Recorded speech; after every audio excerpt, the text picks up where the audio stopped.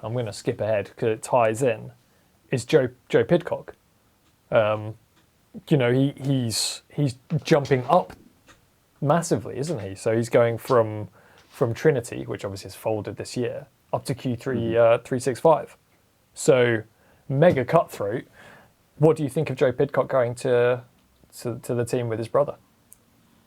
Yeah, I mean he probably won't like it, but the massive story there is that he's joining his brother, Tom. So it's difficult to ignore that, really, when you talk about it. Like you want to treat him as his own person, and not Tom's brother. But when you join him in a team, it's hard to avoid that. I mean, trying to look at it unbiased and on its own, it's a bit of a surprising move. I don't think Joe has had particularly crazy results this year. So I had a quick gander. He won stage 5 of the Ronde de Lizard and stage 5 of the Ras Mumhan. So they're both UCI races, but they're not like massive UCI races on their own. I can't say whether or not they would get you a contract with Q365. I mean, Rory Townsend actually rides for the team, and he's incredibly strong. But he wasn't like smashing back the wins before he got that contract. It wasn't like he won 10 races that year. So you could say that Joe Pidcock is there on merit. He's a good enough rider.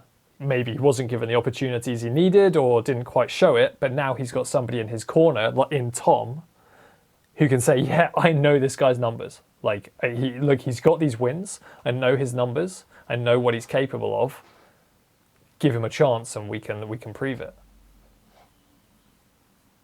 Yeah, I mean, he's on a 2-year contract as well, so it's not like a 1 year and see how he fares. A 2-year contract is a pretty big deal. But I mean, the question is, do you think he would have made that move if he wasn't Tom's brother? Yeah, I wrote down here: is nepotism okay in professional sports? And it's a bit of a tongue-in-cheek question,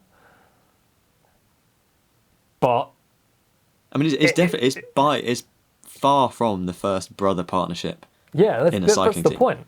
It happens all the time, and there can be a lot more reasons for it than just Tom being like, "Okay, you can sign me, but go and sign my brother too," as like a favour.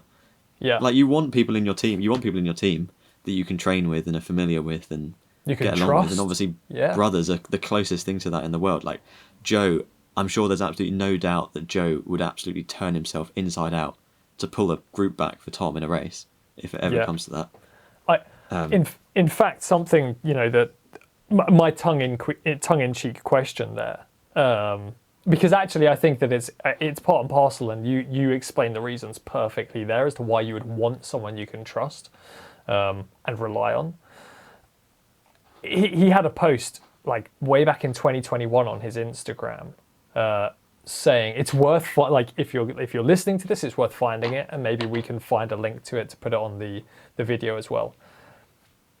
He was saying how he felt ashamed of having the Pidcock name, that he was embarrassed to be linked to Tom's incredible performances and not be able to live up to that and not perform and live under his shadow, it was like heartbreaking to read.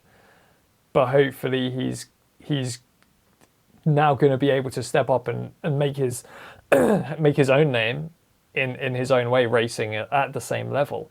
And it shows that whatever the real behind the scenes stuff, he really wants to achieve his own goals. He really wants to succeed on his own terms and not just to be known as Tom Pidcock's younger brother. Yeah, I mean, questions of merit. Has he joined on merit? If he was on his own, he didn't have an older brother, no, I don't think he'd be on the team. But that's not to say that I don't think it's merited. Is that a word? Merited? Yeah. I don't think it has merit. It is now.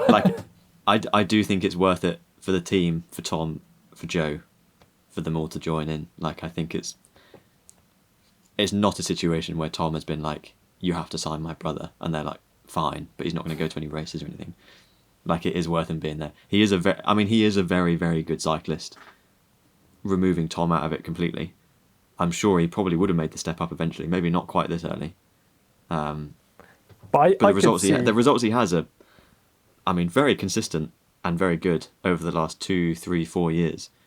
Now we're going to have Joe Pidcock racing alongside Tom Pidcock on a Pro Conti team. They'll probably get some wild cards, some big races, racing against each other. They'll join the likes of Matthew van der Poel, David van der Poel, Nairo Quintana, whatever Nairo Quintana's brother's called. Hasn't Biniam Girmay got a brother, I think, as well, a younger brother? Oh, I should probably look up some of the other ones. But yeah, 2 brothers racing at some of the biggest races. 2 British brothers racing at some of the biggest races in the world. I think it's going to be exciting to watch. 100%. Yeah, I'm here for it. I'm really happy for him, and I think that he's gonna, as I say, kind of step out from the shadow of his surname and perform really well. Fingers crossed for him. Oh, of course, Simon and Adam Yates.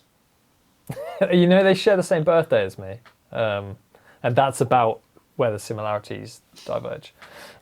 They've been way more successful. I actually got on the top 10 of a Strava leaderboard on a random flat segment in Kent, and he had the KOM. So that's pretty good. I've basically met him. I actually have beaten him in a race. I've probably said that before. I've technically beaten him in a race, but we can just ignore everything else. I just before we move on, I just want to say that the pressure that Joe must be under, I can't even imagine. Like, Tom is under a lot of pressure because he's getting paid loads of money and he needs to perform at the races, and I'm sure he puts himself at a lot higher level than he has been this year.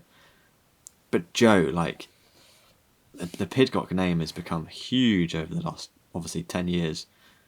And yeah, to be carrying that around, I couldn't even begin to imagine what that's feeling like. And the fact that he can perform at the level he is performing consistently is impressive. Yeah, 100%.